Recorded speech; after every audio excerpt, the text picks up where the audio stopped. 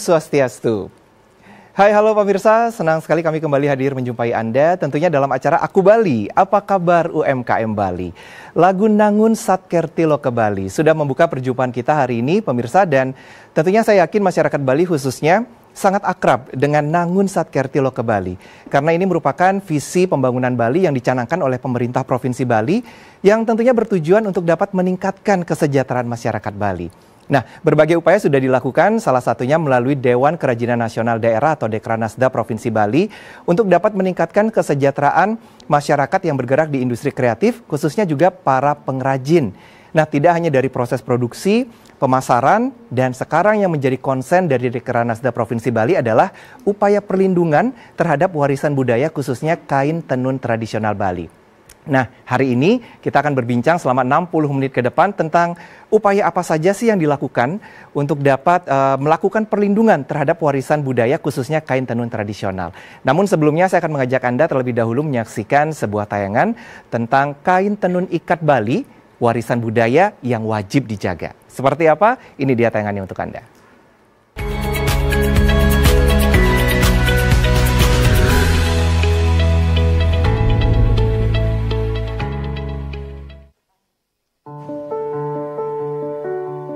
Salah satu program prioritas Dewan Kerajinan Nasional Daerah atau Dekranasda Provinsi Bali adalah melakukan perlindungan dan pelestarian kerajinan kain tenun yang ada di Pulau Dewata. Sebuah tindakan tegas juga dilakukan pemerintah Provinsi Bali dalam melindungi keberadaan kain tenun Bali seperti songket, gringsing, cakjak, dan endek, yakni dengan mendaftarkan tenun warisan para leluhur ini untuk memiliki kekayaan intelektual komunal KIK masyarakat Bali. Dengan demikian, secara hukum, kain tenun tradisional Bali ini telah mendapat perlindungan, sehingga motifnya tidak dapat sembarangan diambil dan diproduksi secara massal di luar Bali. Pemahaman tentang pentingnya menjaga warisan leluhur ini kini dilaksanakan secara masif, baik sisi dampaknya kepada para penenun, dampaknya kepada eksistensi warisan leluhur, maupun dari sisi hukumnya. Hingga saat ini, kain tenun endek, cakjak, dan gringsing sudah dicatat untuk memiliki KIK. Maka dari itu, ketentuan pasal-pasal pada undang-undang dapat diberlakukan, termasuk sanksi jika terjadi pelanggaran.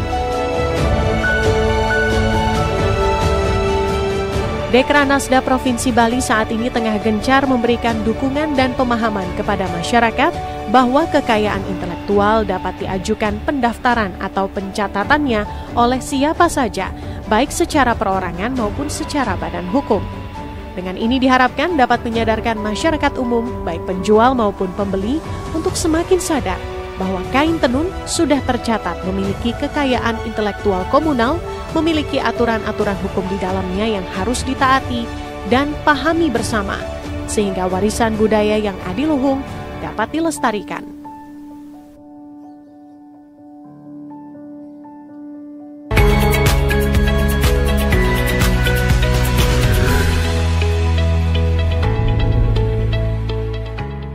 Ya, pemirsa, tentunya dibutuhkan satu kesadaran bersama untuk dapat menjaga dan melindungi warisan budaya kita, khususnya adalah tenun ikat Bali. Nah, kita akan membahas tentang upaya perlindungan kain tenun tradisional Bali bersama dengan tamu-tamu spesial saya hari ini. Langsung saja saya akan perkenalkan.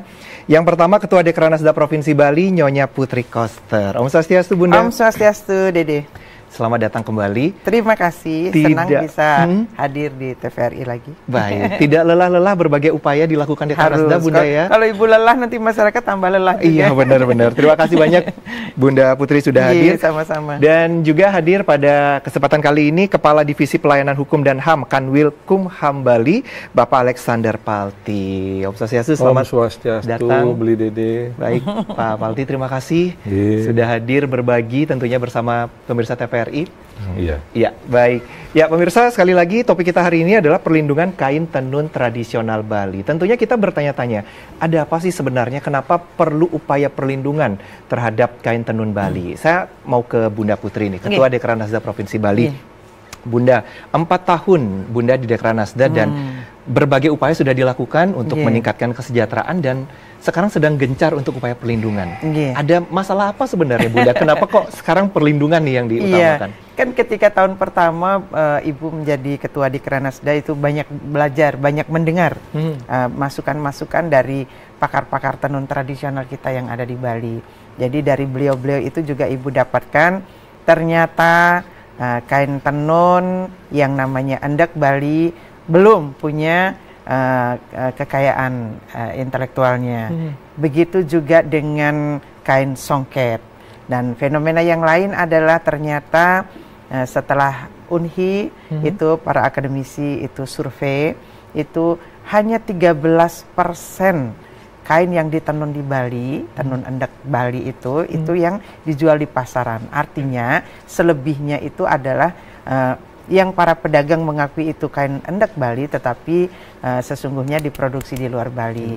Jadi kemudian fenomena yang lain muncul lagi, songket. Songket Bali itu diambil motifnya, kemudian dipindah teknikan. Sekarang dengan teknik bordir. Jadi itu juga merugikan. Lalu yang paling terakhir ini yang Ibu lihat begitu booming kembali di hilirnya pemasaran geringsing, motif-motif geringsing juga diambil. Itu seperti di copy, dibawa ke print, lalu kemudian ada yang dibuatkan tenun ikatnya, motif-motifnya itu diambil dari motif-motif double ikat. Nah, jadi Ibu melihat kalau hal seperti ini dibiarkan terjadi, pertama itu secara ekonominya itu pasti akan merugikan kain-kain tenun tradisional kita. Lalu dampak berikutnya adalah ketika pasarnya menurun, pasarnya diambil, di situ akan ada penurunan tingkat kesejahteraan dari para pengrajin karena nggak laku kan. Akhirnya karena turunnya tingkat kesejahteraan mereka nggak mau lagi menenun. Itu sudah terjadi sekarang, Dede. Banyak dari mereka kemudian mengeluh, nggak ada yang mau nenun Bu, ternyata di Bali ongkos tenunnya tinggi Bu, gitu kan. Itu alasan-alasan pembenaran yang dilakukan agar sah-sah saja mengambilnya di luar Bali karena di Bali ongkosnya mahal, seperti itu. Kemudian songket dicarikan kompetitornya, dibuatkan kompetitornya itu dengan dibordir. Itu harganya seperti bumi dan langit. Kalau songket di pasaran itu minimal 1 juta, kalau yang bordir 100.000. Jadi masyarakat beralih. Nggak penting dia asli atau tidak, yang penting dari jauh kelihatan songket dan saya dapatkan dengan harga murah. Nah, jadi nanti kalau keberlanjutan kita pembiaran terjadi, tidak antisipasi, itu yang Ibu takutkan adalah kedepannya justru hilang warisan asli dari para leluhur. Itu tidak hanya di Bali, bahkan ini kejadiannya di NTT, di Palembang, jadi semua daerah yang punya tenun. Jadi ada duplikasi, pemindah tekniknya. Jadi terus bagaimana kita mau bilang lestari, kan? Jadi kalau pengen kita lestari, sistem dan polanya juga harus kita lakukan. Kalau itu mengancam kelestariannya, sebaiknya kita hentikan. Nah, ini yang Ibu lakukan setelah Ibu mendapatkan informasi yang lengkap, mendapatkan dukungan dari pemerintah Provinsi Bali, lalu Ibu juga berkoordinasi dengan pihak-pihak terkait. Sekarang kan sedang gencarnya dari Kementerian Komham itu mengharapkan semua dari pelaku UMKM itu supaya melindungi produk-produk karya-karya ciptanya. Karena apa? Kedepannya itu bisnis yang serba pragmatis akan melanggar aturan-aturan itu. Lebih baik kita punya dulu, kalaupun terjadi pelanggaran nantinya kita bisa amankan karya-karya kita, kan seperti itu. Jadi Ibu benar-benar tidak ingin tenun yang namanya endek Bali yang tahun kemarin sudah punya KIK-nya, songket juga sudah punya KIK-nya. Ibu tidak ingin itu akan hilang. Memang tidak sekarang, Didi. Mungkin 25-50 tahun lagi. Kalau kita biarkan sistem dan pola kita seperti ini. Para pedagang ngambil kain di luar Bali, mengatasnamakan endek Bali. Silakan saja, Bali tidak menutup diri untuk produk-produk luar, asal dari mana datangnya, seperti apa harganya, ya kita sampaikan kebenaran itu kepada konsumen. Kalau ini misalnya, oh ini tenunnya datang dari Jepara, ini tenun dari Troso, ini tenun dari NTT. Silahkan saja, Bali terbuka untuk itu. Dan yang ini adalah endek Bali.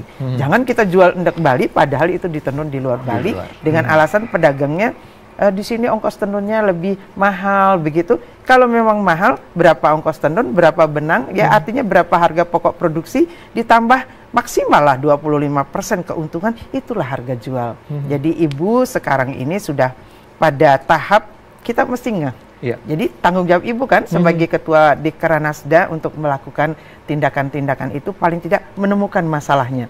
Lalu untuk mencarikan solusinya, ibu mesti kerjasama juga dengan institusi lain. Nah dalam hal ini, karena Kumham gencar mengharapkan masyarakat UMKM itu membuatkan hak ciptanya, karya-karyanya, jadi ibu juga menggandeng supaya masyarakat melek apa sih gunanya kita punya hak kekayaan intelektual, kemudian gunanya kita punya hak cipta, apa saja hak dan kewajiban dari sang pemiliknya, kan seperti itu. Karena jelas apa yang dilakukan dan dibuat oleh pemerintah terkait aturan justru untuk melindungi. Dari terlindungi akan tertib pola dan sistemnya, bahkan di dalam bisnisnya. Ketika itulah baru akan ada peningkatan perekonomian pada proporsionalnya pada pelakunya yang tepat. Kalau dulu misalnya, kalau ketika songket dibikin bordir, jadi yang menikmati itu, yang bikin bordirnya laris. Sementara songket aslinya turun pemasarannya. Akhirnya mereka tidak mau menenun lagi, kan seperti itu. Nah jadi ibu sekarang ingin melakukan tindakan-tindakan penyadaran, tindakan-tindakan pencegahan gitu. Kita tidak mau, ibu bukan tipe yang ujuk-ujuk kita bermain dengan hukum, walaupun perlindungan hukumnya itu mengatakan itu boleh diambil tindakan kalau ada pelanggaran. Tetapi ibu mengingatkan para pelaku, para pengrajin, kemudian para pedagang, UMKM gitu, kita mesti sadar di tengah kita mencari nafkah ada kewajiban kita untuk ikut melestarikan. Jadi kalau kita memang ingin jual songket Bali, ya songket Bali yang ditenun oleh saudara-saudara kita yang ada di Bali. Karena KIK-nya menunjukkan bahwa memang harus di sini, harus di Bali. Misalnya geringsing. Geringsing itu memang ditenunnya mesti kan indikasi geografis. Geografisnya adalah desa adat Tenganan Pegeringsingan, mestinya di situ. Jadi untuk itulah ibu hadir mendampingi beliau untuk menjelaskan, Bapak sebenarnya ada nggak hukumnya kalau misalnya ada pelanggaran terhadap KIK, terhadap IG seperti itu. Supaya apa, masyarakat tahu, oh ternyata yang saya lakukan salah ya. Oh kalau begitu saya akan berhenti melakukan itu. Itu harapan ibu ke depan. Tetapi dengan beberapa kali ibu mendampingi Bapak Palti untuk sosialisasi di televisi dan juga nanti akan ke radio, di media sosial juga ibu share hasil wawancara itu, lumayan sudah mulai menurun kegencaran masyarakat pedagang untuk menawarkan produk-produk hasil kopian dan pembajakan tersebut. Oke, baik. Itu sebenarnya diharapkan nanti akan berkurang dan meningkatkan kesadaran masyarakat. Gitu ya? Itu yang ibu inginkan. Tidak ujuk-ujuk ibu ingin, wah ini kalau untuk buat shock terapi mestinya perlu juga ya. Tetapi jangan dulu, tumbuhkan dulu kesadaran. Barangkali banyak dari pedagang yang tidak tahu karena pikiran beliau-beliau itu mungkin yang penting saya dapat untung, yang penting saya dapat jualan, gitu ya. Konsumennya senang yang seperti ini kan gitu. Jadi itu yang bilang kuncinya ada di para pedagang. Kalau pedagang tidak menawarkan itu, konsumen kan tidak membelinya. Tetapi kadang-kadang pedagang alasannya, Bu, mereka minta yang seperti ini. Baik, ya semakin menarik karena upaya apa nih, terutama kan yang kita sasar pedagang dulu begitu ya.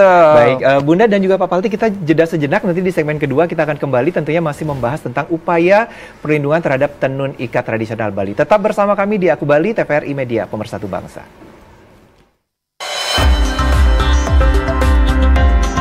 TVRI Bali, Media Pemersatu Bangsa.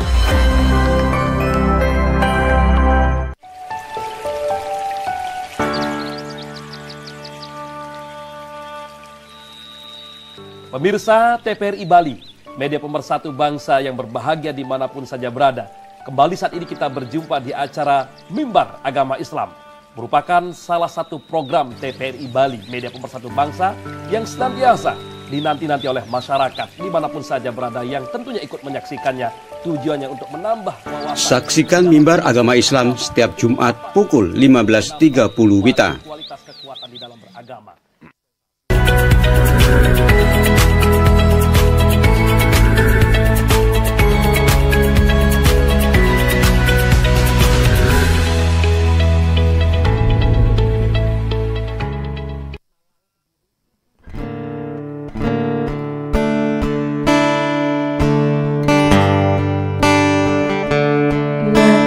Izinkanlah aku mencintaimu, atau bolehkah aku sekedar sayang padamu? Oh maka izinkanlah aku mencintaimu, atau bolehkah aku sekedar sayang padamu?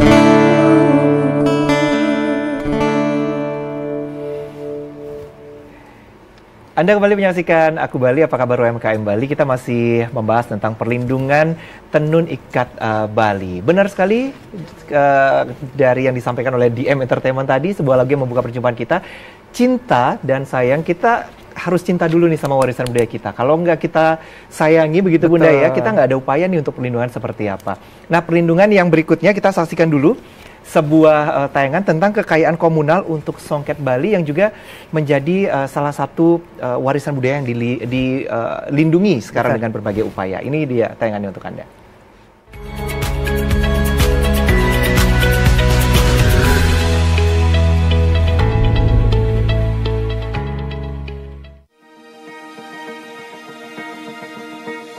Songket adalah salah satu tenun ikat Bali yang telah terdaftar kekayaan intelektual komunal selain endek, cak-cak, dan gringsing. Produk budaya Bali ini merepresentasikan cara dan pandangan hidup masyarakat di Pulau Dewata. Songket Bali memiliki ragam hias motif pada kain yang mengandung makna dan filsafat Hindu.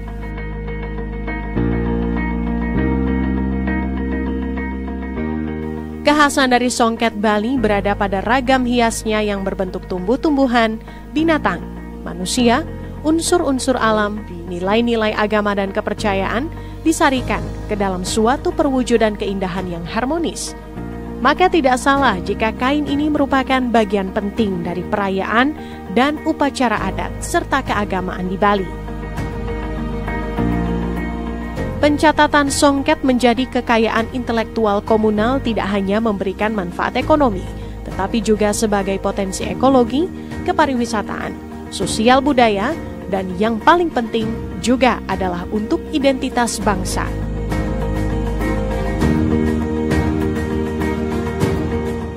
Menilai demikian pentingnya KIK untuk Indonesia, pemerintah telah menetapkan pemajuannya melalui Program Prioritas Nasional 2020-2024. Program Prioritas Nasional ini bertujuan memperkuat kedaulatan kebudayaan, kepemilikan KIK Indonesia, memperkuat basis data perlindungan hukum KIK, pusat pengetahuan dan rujukan terkait KIK Indonesia, mencegah terjadinya pemanfaatan KIK tanpa izin dan atau pembagian keuntungan yang tidak adil, dan membantu penguatan ekonomi wilayah. Pencatatan kekayaan intelektual untuk produk warisan Bali merupakan wujud misi pemerintah dengan berkomitmen melindungi, melestarikan, dan mengembangkan kearifan lokal serta daya cipta kreativitas dan inovasi para intelektual dan masyarakat Bali, baik yang bersifat komunal maupun individual.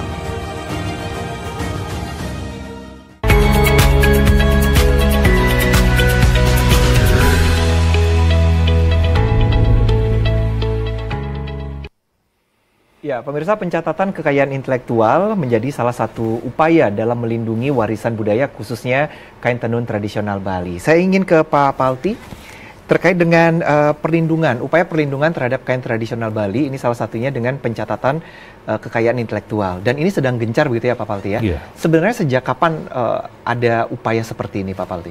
Baik, terima kasih Dede. Izin Bu Iya, Putri. Bapak. Ini menarik apa yang disampaikan Dede tadi, bahwa kita harus tahu dulu apa itu kekayaan intelektual. Kekayaan intelektual itu adalah hasil olah pikir manusia untuk menghasilkan produk atau proses yang berguna bagi masyarakat. Nah, itu dulu kita pahami kekayaan intelektual ya. Nah, dan itu bisa kita lihat pada diri kita masing-masing. Apa yang kita gunakan, apa yang kita manfaatkan, itulah hasil kekayaan intelektual. Tadi menarik apa yang disampaikan oleh Ibu Putri tadi, warisan asli leluhur. Bali ini penuh dengan hasil seni, kreativitas budaya. Di situ sangat menarik bahwa leluhur dari zaman dahulu yang di Bali ini tentunya sudah membuat hasil olah pikirnya yang dimanfaatkan hingga saat ini. Terbukti sekarang kita menggunakan kayak kami ini kita, iya kan? Ndak terus ini pakai udeng, ya kan? Nah, ini terbukti ini hasil dari leluhur sebenarnya, bukan baru-baru ini timbul. Nah, disitulah yang dimaksud kekayaan intelektual itu.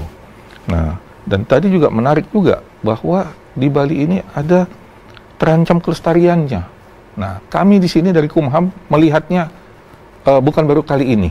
Ya, dengan adanya Undang-Undang Hak Cipta tahun nomor 28 tahun 2014 sebenarnya sudah kita lindungi itu ya sejak adanya undang-undang itu diundangkan. Ya. Ini kan undang-undang ini juga sudah melalui beberapa perubahan ya. Yang sebelumnya juga undang-undang sebelum ada Undang-Undang 28 ini juga sudah melindungi. Artinya pemerintah sudah sangat perhatian untuk melindungi hasil leluhur kita itu sendiri. Jadi Kumham sudah punya komitmen terkait kekayaan intelektual, kita memberikan perlindungan secara maksimal. Ini demikian. Oke, jadi ada beberapa perlindungan atas karya sebenarnya ya, Pak Palti. Tadi ada kekayaan intelektual, kemudian ada indikasi geografis juga yang tadi disampaikan. Sebenarnya ada berapa jenis perlindungan itu, Pak Palti? Baik, kita pahami kekayaan intelektual itu ada kekayaan intelektual personal maupun komunal.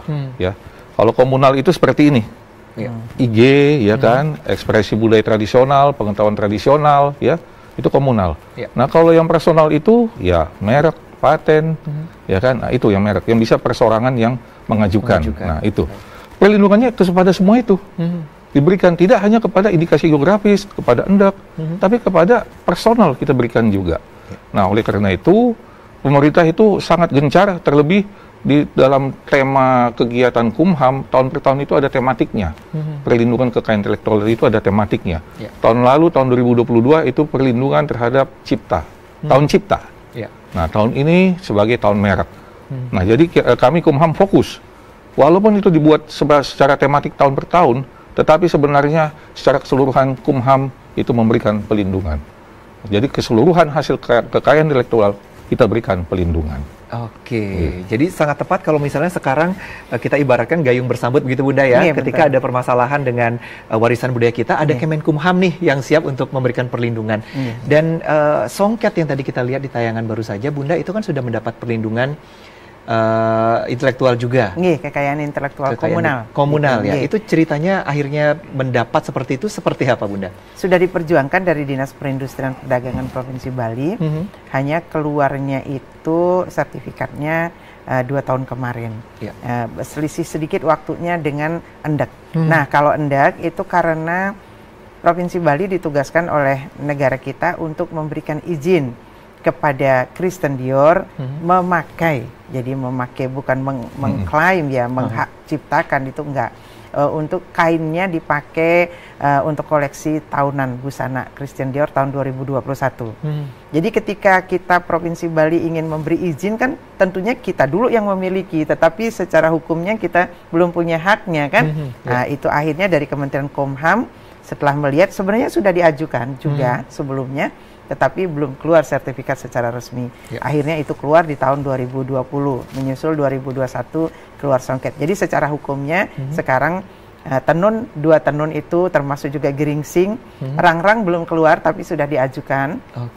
Itu jadi Ibu harapkan nanti kepada IKM, UMKM yang merasa ada masalah dengan itu, jadi secara berkelompok itu bisa menyampaikan permasalahan itu kepada baik pemerintah lewat Disperindak, dengan Brida juga bisa, atau langsung ke Kumham. Nanti kan beliau-beliau di sanalah yang akan bagaimana semestinya sehingga pemilik dari kekayaan intelektual ini, yaitu komunitas masyarakat Bali, pengrajin Bali, itu merasa aman dan nyaman. Jadi ya kita harus bersinergi. Tidak bisa ibu juga menemukan permasalahannya, lalu ibu teriak-teriak sendiri, nggak akan selesai masalahnya. Makanya ibu gandeng siapa ini stakeholdernya, siapa yang bisa menyelesaikan masalah. Rupanya harus bersinergi antara Kementerian Kumham, pemerintah daerah, kemudian pelaku UMKM, perajinnya sendiri, juga konsumennya. Kalau konsumen pegang peranan juga. Misalnya ketika kita hadir sekarang sosialisasi, oh ternyata kain yang saya beli itu kain-kain yang misalnya bordir dengan motif songket, oh ini ada pelanggaran hukum di dalamnya. Saya gengsi memakai kain seperti ini, itu kan. Jadi lebih baik saya membeli yang asli, walaupun punya satu nggak apa-apa. Yang penting ketika satu kita membeli, para pengrajin akan mendapatkan pasarnya kembali daripada kita membeli yang yang palsu seperti itu, yang mengkopi, yang mengambil hak cipta atau membuat komersial dan merugikan pihak lain. Itu kan lebih baik kita memakai yang asli gitu. Jadi kesadaran konsumen juga ingin ibu munculkan. Mari kita pakailah kain-kain asli buatan para penenun kita, karena dengan membeli satu lembar kain kita sudah membantu kesejahteraan satu keluarga pengrajin. Baik, ya. Dari upaya yang dilakukan oleh Bunda Putri tentunya ada tantangan. Nanti di segmen 3 kita akan gali lagi tantangan apa yang dihadapi dalam upaya pelestarian dan juga perlindungan warisan budaya ini. Tetap bersama kami di TVRI Media Pemersatu Bangsa. TVRI Bali, Media Pemersatu Bangsa.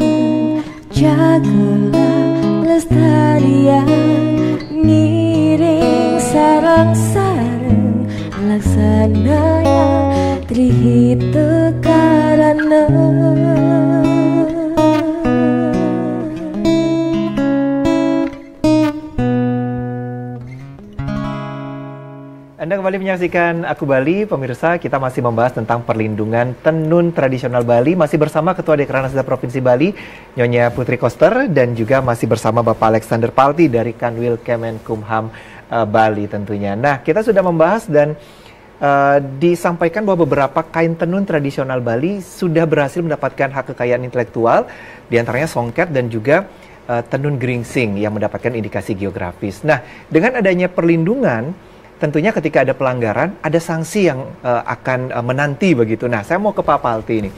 Pak Palti, dengan adanya kekayaan intelektual yang sudah diakui, jadi ketika ada pelanggaran, tentunya ada sanksi begitu ya, Pak Palti. Nah, sanksinya seperti apa, seberat apa sih begitu, Pak Palti? Boleh silakan. Baik, terima kasih Dede. Ya. Kalau bicara sanksi kayaknya serem ya. Serem ya. Pasti itu larinya sudah ke penegakan hukum. Betul. Ya, itu sangat serem ya.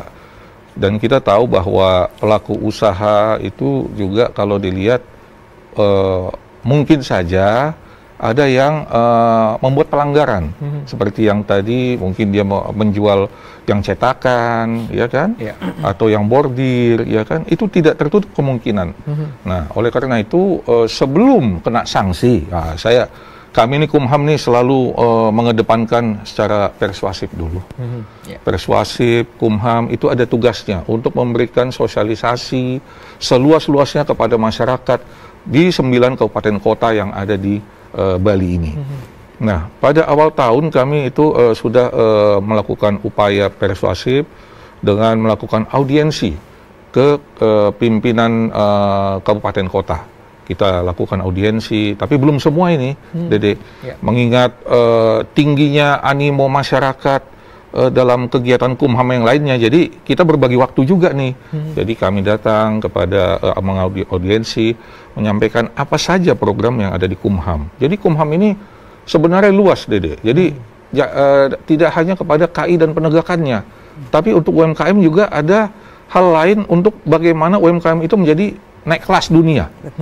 Nah, selain dari kekayaan intelektualnya, juga kita akan naik kelaskan UMKM ini melalui PT perorangan, ya, perseroan perorangan. Nah, itu nanti case lain lagi ya. Tetapi itu salah satu upaya pemerintah ya melalui Undang-Undang Cipta Kerja untuk menaikkan taraf hidup UMKM.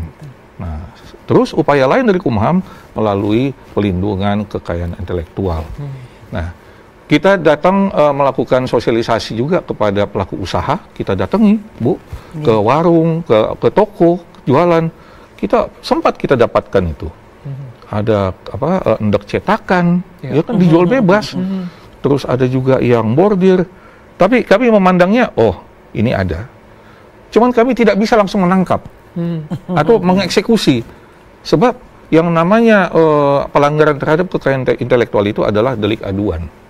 Siapa yang merasa dirugikan, itulah yang memberikan, melaporkan kepada Kumham. Dalam hal ini, Kumham memiliki tenaga penyidik pegawai negeri sipil, PPNS, kekayaan intelektual. Itu nanti yang akan bekerja berdasarkan adanya pengaduan pelanggaran kekayaan intelektual. Namun ini udah langkah terakhir nih.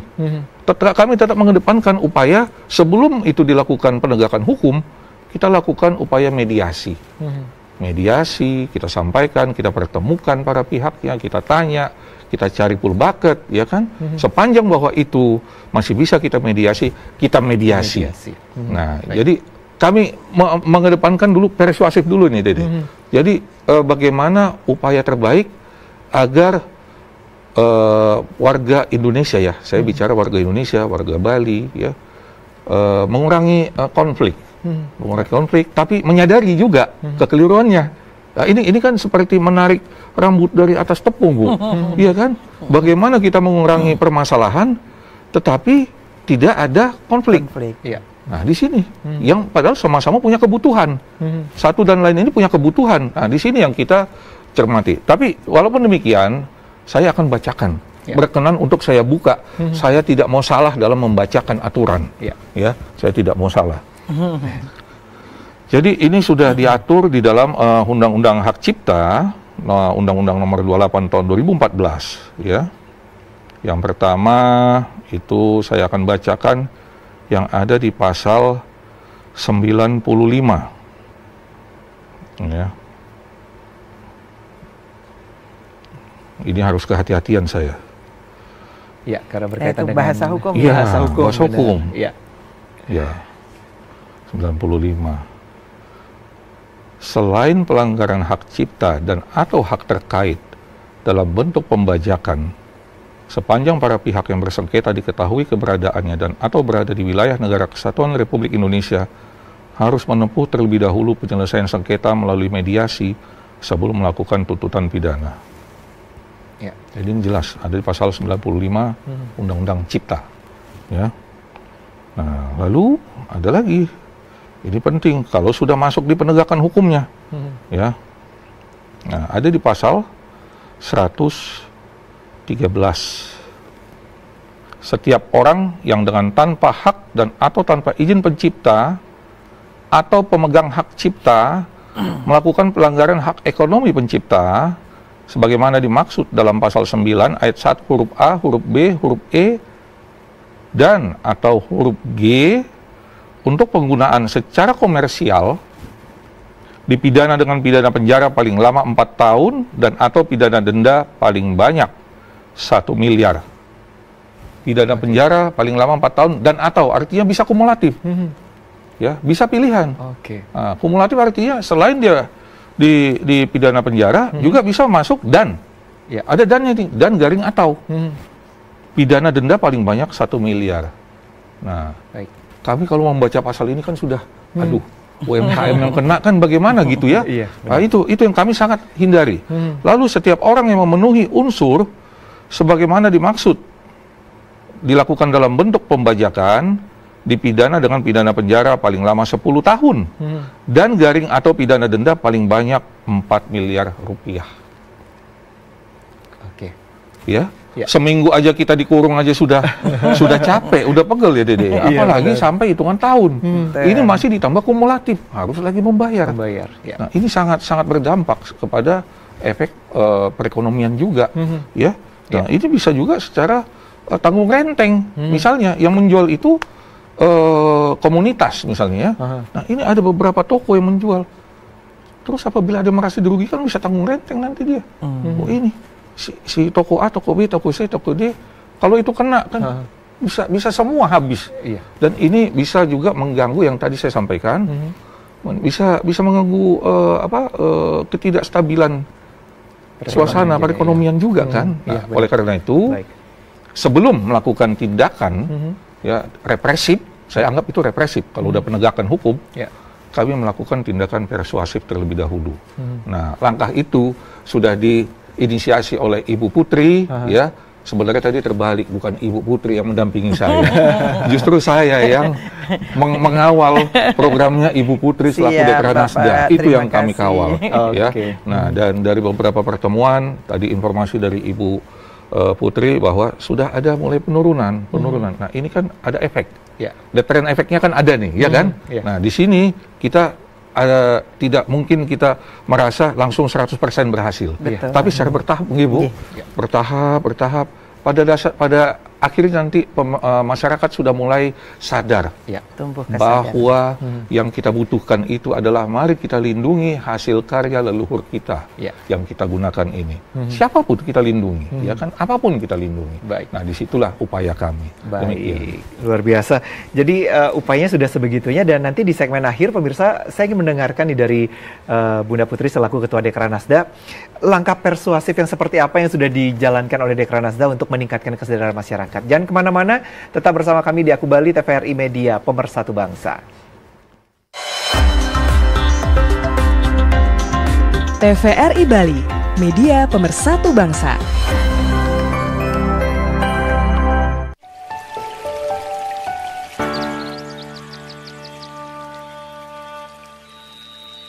Pemirsa TVRI Bali, Media Pemersatu Bangsa yang berbahagia dimanapun saja berada.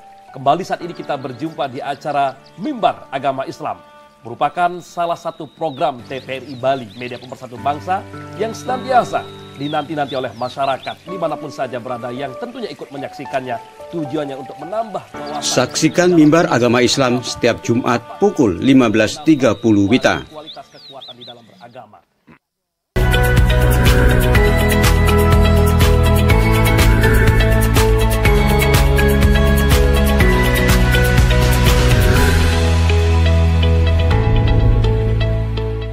Ya, langkah awal yang diperlukan adalah langkah persuasif terlebih dahulu seperti yang kita bahas tadi di segmen sebelumnya pemirsa, dan saya ingin ke Bunda Putri selaku Ketua Dekranasda tentunya memiliki strategi nih.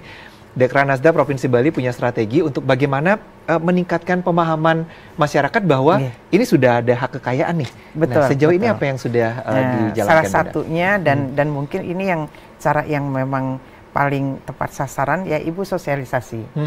Kemudian Ibu membuka ruang juga mengajak mereka berpameran, dan ketika berpameran kita edukasi kembali. Dan kemudian Ibu berharapkan dari yang sudah mengetahui memberitahu kepada yang belum tahu.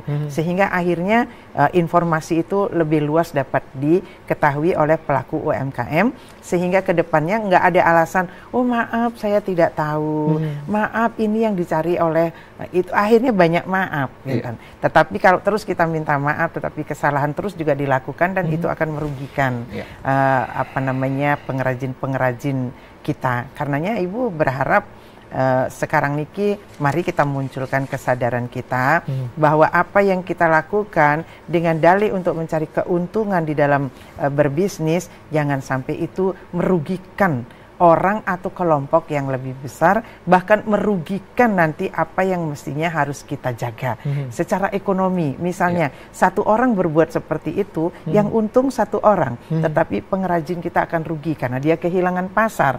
Konsumen juga sebenarnya rugi, sudah produknya tidak berkualitas walaupun harganya murah, tetapi masyarakat diajarkan memakai produk-produk yang sebenarnya kualitasnya jauh dari yang apa yang kita miliki sebelumnya, dari yang asli. Misalnya seperti Dedek nih, kan keren pakai songket yang asli. Ini hasil dari orang menenun, kan? Ya, seperti yang beliau juga kenakan. Itu benang per benang itu ditenun dengan hati yang bahagia. Kita juga makainya taksutnya beda. Ketimbang udah cekrek di foto motif yang ada, masuk ke komputer, mesin bergerak itu hasilnya juga. Kalau Dedek tahu bandingkan antara yang bordir dengan motif songket dan yang songket aslinya itu jauh berbeda. Tapi tampak dari 2 kilometer nggak kelihatan ya. Tampak sekian meter itu memang wah kilaunya luar biasa. Tetapi kan sayang itu komunitas atau kelompok masyarakat pengrajin yang lebih besar itu dirugikan dan akhirnya ujung-ujungnya adalah kelestarian kita akan hilang. Makanya Ibu tidak akan bosan-bosan selalu mengingatkan. Dan Ibu tahu Dede, ini tindakan yang tidak populis di mata para pedagang yang memang ingin mencari keuntungan hanya untuk keinginan sendiri. Pasti Ibu, Bu Koster ini tidak punya kerjaan, ngapain ngurus yang begitu. Loh, ini tugas Ibu sebagai ketua Dikranasda, mencari tahu permasalahannya, kemudian mencarikan solusinya kepada stakeholdernya, pemangku kebijakannya. Sekarang yang Ibu lakukan ini, mungkin 1-2 orang merasa zona nyamannya terganggu. Tetapi para pengrajin yang Ibu buka ruang untuk berpameran, jadi para pengrajinnya yang Ibu ajak. Jadi mereka yang punya perajin, mereka yang punya penenun, Ibu ajak di art center. Yang tadinya mereka nggak bisa jualan, itu karena pasarnya sudah tertutup oleh kain-kain kopian, kain-kain bajakan seperti itu. Sekarang mulai. Jadi Ibu melihat, ada dampak positif dari apa yang Ibu lakukan dengan membuka pameran yang kecil di art center. Kemudian dampak positifnya juga mulai tumbuh kesadaran, entah sadar atau takut, gitu ya. Takut dihukum, kena sanksi hukum. Ketika Ibu mendampingi Bapak Palti beberapa kali menyampaikan, kalau melanggar ini ada hukum kurungan sekian tahun, denda sekian miliar. Iya kan? Oh ternyata gitu. Makanya Ibu berharap kepada yang menonton sekarang, yang kemudian memahami, tularkan kepada yang lain. Kalau melihat ada pedagang yang masih menjual kain-kain kopian dari kain-kain tenun asli kita, justru sampaikan kepada pedagangnya jangan ikutan membeli, itu kan. Jadi masyarakat Bali Ibu ajak, mari kita pergunakan produk asli tenunan Bali. Ketika itu memang asli ditenun di Bali oleh masyarakat Bali. Masyarakat Bali, apapun sukunya, apapun agamanya, ketika mereka menenun di sini, mereka punya hak untuk mensejahterakan diri dengan hasil karyanya. Tidak ditenun di luar Bali, tidak juga ditenun dengan teknik yang berbeda sesuai dengan kekayaan intelektual komunal yang dimiliki. Dengan kita menenun, menjual, memakai, itu akan menumbuhkan kesejahteraan masyarakat dan juga akan melestarikan. Karena sekarang generasi muda sudah tidak mau menenun. Karena apa? Mereka melihat ayahnya, ibunya menenun, sekarang menenun 2 bulan, 2 minggu, tidak laku 2 bulan, sementara saudaranya tiap 2 jam minta uang jajan. Nah, di mana dicarikan?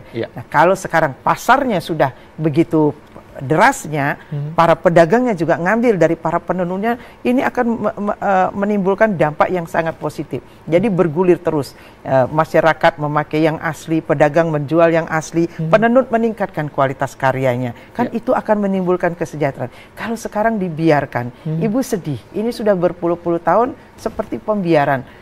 Kita dari semua dari kita tahu, iya tapi bagaimana ya gitu. Jadi Ibu mengambil tindakan, Ibu harus berani melakukan tindakan tetapi Ibu mesti konsultasi kepada pihak-pihak tertentu.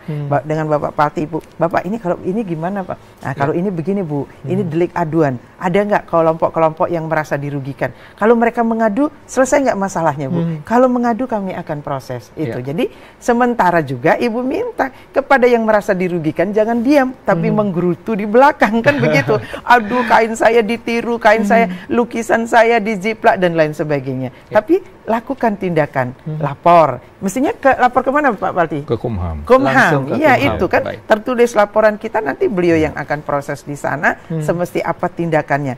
Harus berani kita memulai. Tetapi Ibu maklum, rata-rata seniman, pengrajin, itu UMKM. Aduh, males berurusan dengan administrasi, apalagi berurusan dengan hukum. Saya tidak ada waktu, biarlah nanti saya bikin sendiri. Nah, kata pembiaran ini dan perilaku yang membiarkan itu akan semakin merebak, yang membuat kita akhirnya bersama-sama akan rugi, dan ujungnya adalah kehilangan kelestarian kain-kain tenun warisan para penglingsir kita. Oke, baik, kesadaran itu sangat penting pemirsa tentunya. Betul, Dan betul. Pak Palti, kita masih menyisakan beberapa menit ke depan.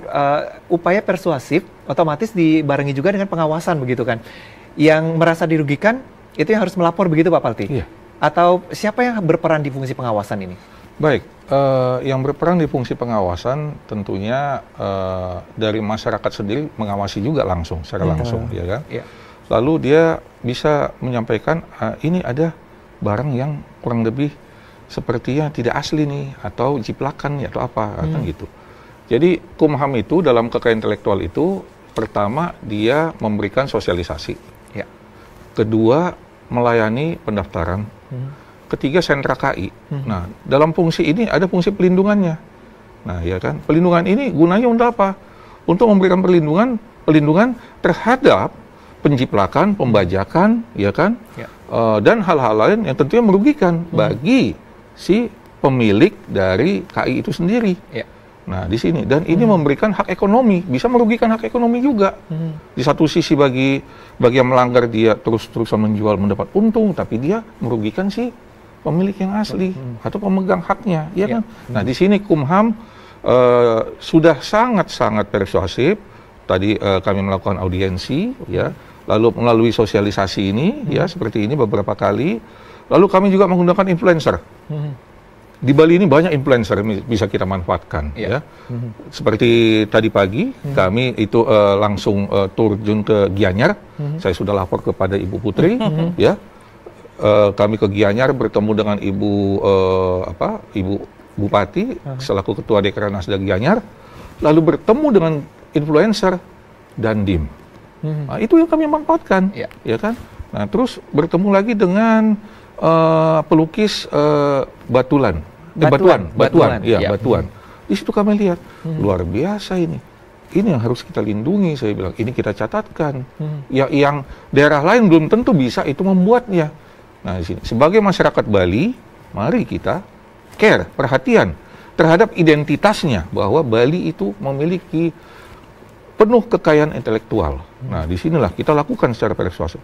Selain itu, acara-acara yang sudah pernah ditampilkan mungkin oleh TVRI, oleh media lain, itu izin kalau berkenan bisa diputar secara ulang. Jadi tidak hanya sekali gitu. Betul. Yang sudah ditampilkan itu bisa secara berulang. Nah, di sini juga mencerahkan masyarakat, oh ada acara ulangan tentang ini. Lalu upaya lain apa?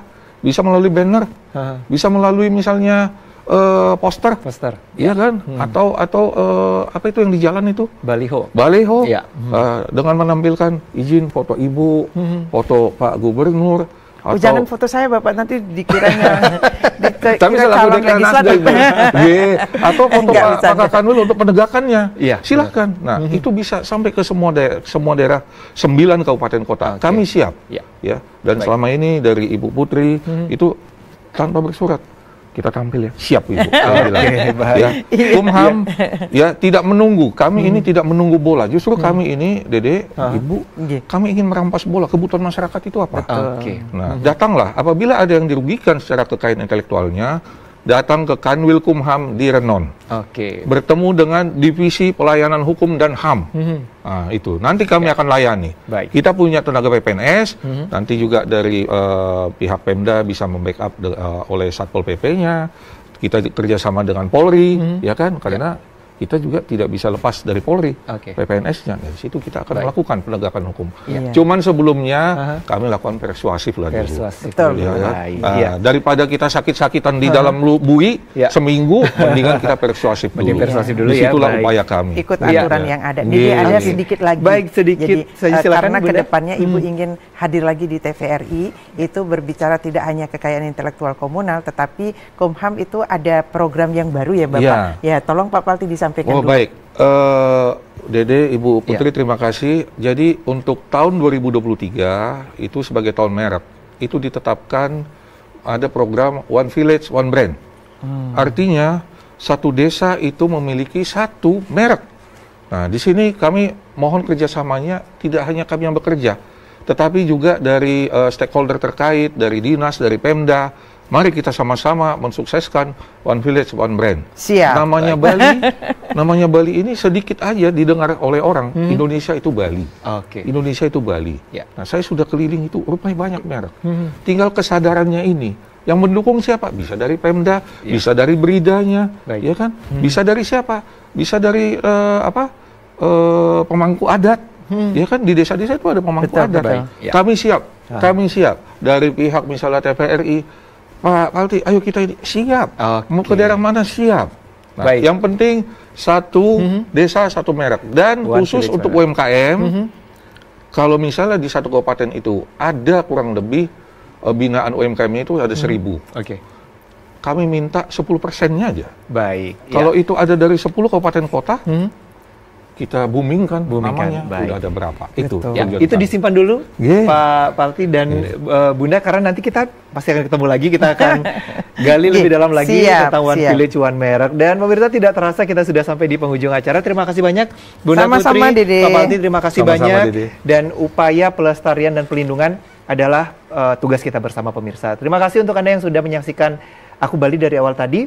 Jangan lupa untuk selalu menyaksikan Aku Bali tentunya di TVRI Media Pemersatu Bangsa. Saya Dede Setiadi, terima kasih dan sampai jumpa. Om Santi, Om Santi, Om Santi, Santi, Santi, Santi, Santi, Om. Om.